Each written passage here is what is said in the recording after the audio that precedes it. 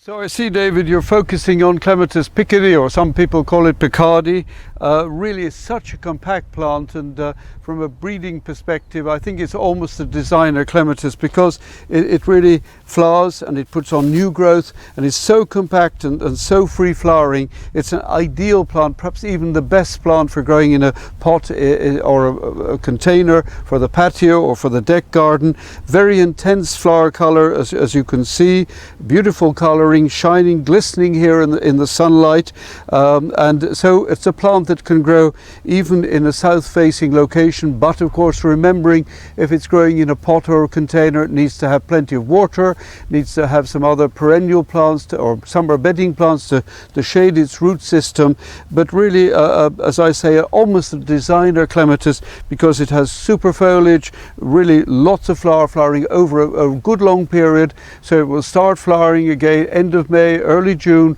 and go on right through to the heat of the summer, and then it will start to repeat flower later on in the autumn. And David, something that we found really quite interesting about this plant, because it's so compact and so free flowering, we've now started growing it in a hanging basket. And that may seem rather different for growing clematis in a hanging basket, but it really does perform well, and particularly if you can plant a few summer bedding type plants, some grey foaling, something like Dusty Miller, you could grow that in the container. That'll help to shade its root system, but a superb plant for growing in a hanging basket, where you get these lovely flowers around the top of the hanging basket, and then it'll put on new growth, and then this extension growth will go to 2, maybe 3 feet or so, so looking very elegant in a hanging basket, and then those stems will flower as well. So really a great fun clematis, and a plant that will be successful for anyone in any garden, I think, and remembering